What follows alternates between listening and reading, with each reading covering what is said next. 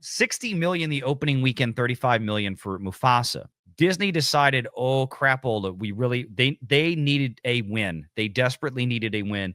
They started pushing more marketing dollars into it. I can tell you right now, the marketing budget for Sonic 3 and the production budget combined probably didn't exceed $200 million, because Paramount is one of those companies that is very efficient with their dollars when it comes to this stuff. Mufasa, on the other hand, we know they spent, according to Deadline, $111 million at least on Snow White. That was a bomb to start to finish, and Disney knew well in advance it was going to bomb, yet still spent $111 million.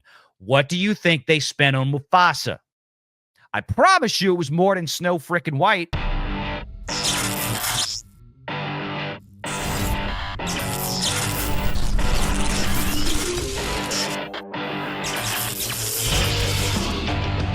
Renegade Online. And you remember that point in the call, we talked about this earlier, when Paramount indicated that they had cut average production cost across the board by 30-something%, which is astonishing. Look, let me show you what we're talking about here.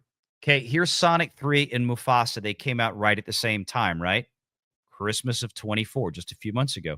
Guys, the production budget for Mufasa was $200 million that we know of. Now, once again, I'll remind people that I am not aware of a single Disney production. I'm not saying it doesn't exist. I said I am not aware of one. And we've looked at, Jonas, how many? Dozens?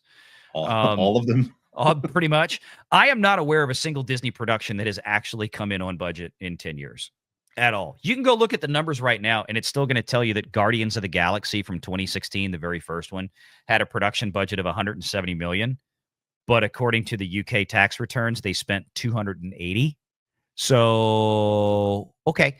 But The Lion King, Mufasa, $200 million. Let's play pretend that they actually came in on budget at $200 million for that puppy, okay? Sonic the Hedgehog 3 cost $120. Can we just, there's an $80 million difference right there. Let me tell you what else is the difference. Jonas, what did we talk about when we saw like how far Disney was dragging the marketing campaign out for that? Remember, it went all the way through Christmas, all the way through New Year's, all the way through like the end of January. They spent a lot of money on marketing. They kept. Yeah. They needed people to continue to show up to the theaters for that movie. And meanwhile, Sonic 3, there was an audience eagerly waiting for that one to show up on PVOD and digital. Look, domestic opening weekend, Jonas, what were those numbers for the two films? Oh, 60 million for Sonic the Hedgehog. Well, that's what you get. Third movie. It's a sequel. And 35 million. It's an actually good movie. That's the other thing. That's no what child Disney. Is also, if I can point this out, when you have a live action movie, you generally don't pair that with the animated movie. You don't see those dual packs there where somebody says, oh, I'm going to watch both. They have a preference for one or the other. They definitely don't say, you know what, let's do the sequel to the live action movie. Those are always horrible. No, I hope Disney got their money back, because this thing is never making money on home media releases. Well, that's exactly what I was about to say, because somebody, they were talking about how Mufasa did so much better than Sonic. In the raw data, especially internationally, sure, it made about 200 some odd million more, about 210 million more than Sonic on the international side. About 490 million to 722 million for Mufasa. That opening weekend for Mufasa, look, they opened on the same day, December 20th, 2024. They both opened the same day, same time. Sonic the Hedgehog 3 blew Mufasa right out of the water badly, with fewer screens, with 400 fewer screens. And a lot of those 400 fewer screens for Sonic were of the PLF variety, okay, and the IMAX variety. Number one, 60 million the opening weekend, 35 million for Mufasa.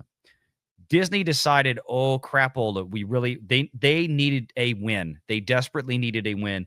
They started pushing more marketing dollars into it. I can tell you right now, the marketing budget for Sonic 3 and the production budget combined probably didn't exceed $200 million. Okay?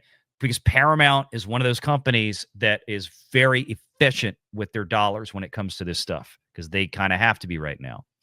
Mufasa, on the other hand, we know they spent, according to Deadline, $111 million at least on Snow White.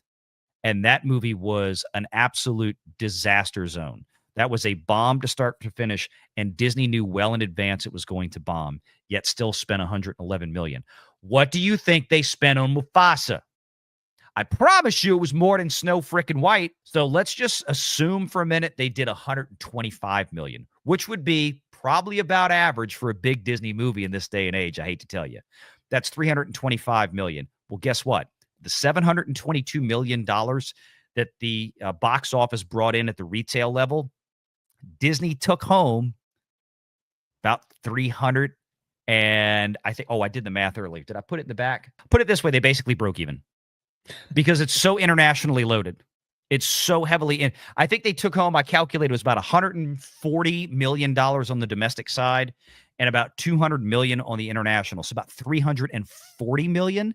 So they made a little bit of money. They made about $10, $15 million, maybe $20 million on this movie.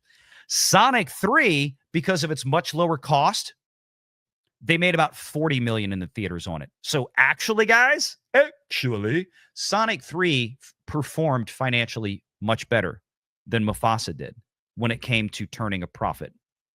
Both dollar-wise and percentage-wise, the return on investment for Sonic 3 was much better than Mufasa. That's just the bottom line. They made about $40 million, $30 to $40 million on that film in theaters. And then they got a lot of PVOD sales. Mufasa did too, okay?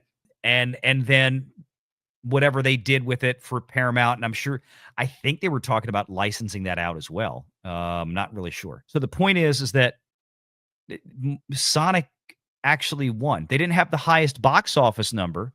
I mean, look, even domestically, Mufasa only beat them by 18 million. Not a whole bunch. It was that international figure that worked for Mufasa more so than Sonic. But Sonic was more profitable, just for the record.